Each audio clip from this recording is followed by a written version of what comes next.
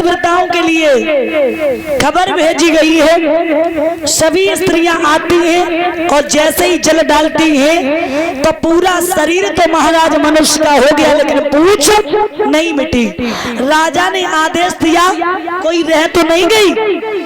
कालू मेहतर खड़ा था, वो कहने लगा, हे महाराज मेरी पत्नी रह गई। पत्नी जैसे ही आई वैसे ही महाराज उसने एक शर्त की कि जल हम डालने के लिए तैयार हैं, लेकिन मेरी एक शर्त, मेरे यहाँ इस जल के बदले में इन्हें 12 वर्ष जल भरना पड़ेगा। ठीक है महाराज, कोई तो एक लोटा बताता है, कोई घड़ा बताता है, लेकिन मैंने हकीकत प्रमाण देखा है कि महाराज उस मेहदरानी ने केवल 27 बूंदें डाली, और जब 27 बूंदें डाली है उसी समय पूंछ मिट गई। त्रिशंकु चले। मेहदरानी ने जवाब दिया, ये क्या मतलब है, पानी कौन भरेगा? जवाब दिया, अच्छा हम एक राजा हैं भैया, वही हाल कि गज पड़ी कछुआर और गज कड़े कछुआर, अटकी घिन्नी तो वो नहीं सिन्नी नहीं भरा। चले। उस मेहदरानी ने श्राप दिया, जाओ आप नहीं, आपका जो वंशज होगा वो मेरे यहाँ 27 बूंदों के बदले में 27 दिन जल भरेगा। याद रखना, त्रिशंकु के एक पुत्र हुआ जिसका नाम पड़ा हरिश्चंद्र। तारा नाम की पत्नी है घर में, कमी किसी बात की नहीं है, बस पुत्र पैदा नहीं हुआ।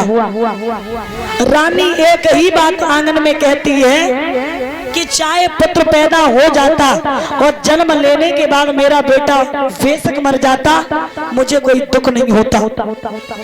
वरुण देव का आना हुआ।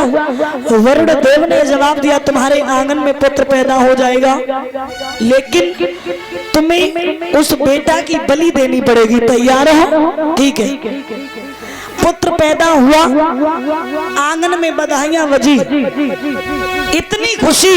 और भैया खुशी तो खुशी की बात ही, क्योंकि जिस चीज की जीवन में तुम्हें आस ही टूट जाए कि हमारी ये चीज नहीं मिलेगी, और वो चीज अगर तुम्हें मिल जाए तो तुम्हारी खुशी का ठिकाना रहेगा नहीं रहेगा। लेकिन मैं ये भी कहेंगे कि जिंदगी में कभी भी किसी बात की अति खुशी नहीं मनाना चाहिए, क्योंकि अति खुशी कभी किसी की रहती नहीं है।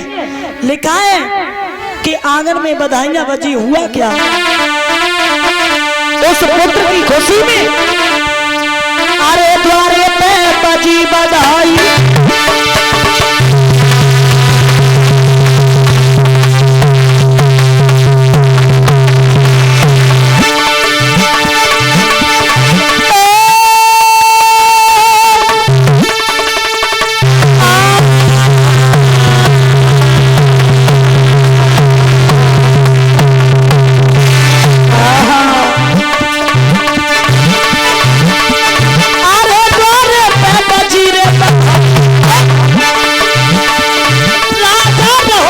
खुशी मनाई।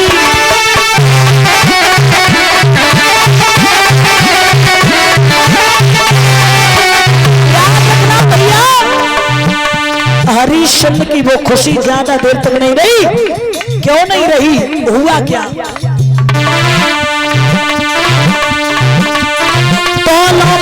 पहुंच गए हरिश्चंद्र की गही गलाई।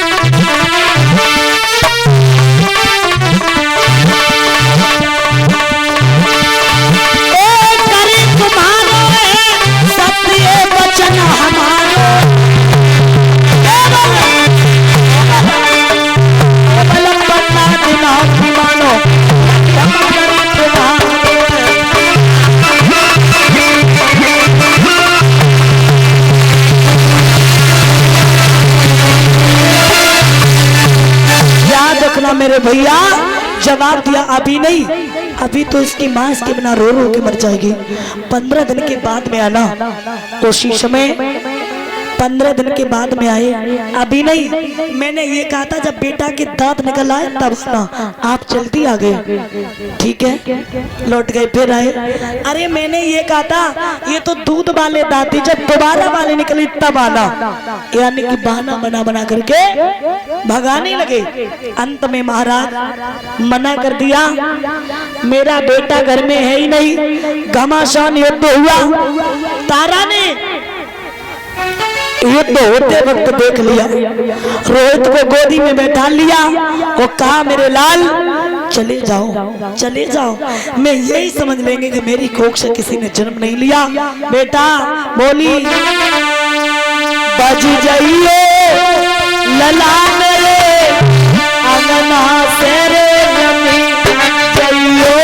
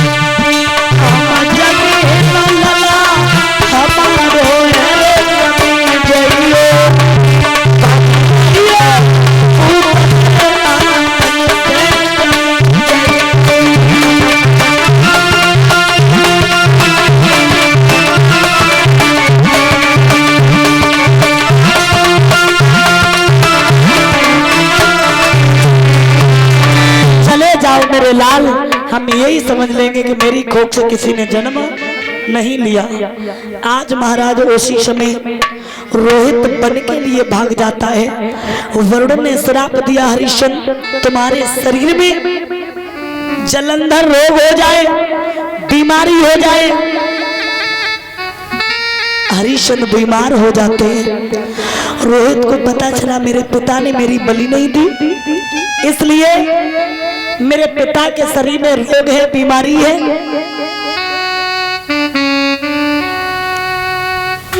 महाराज उसी समय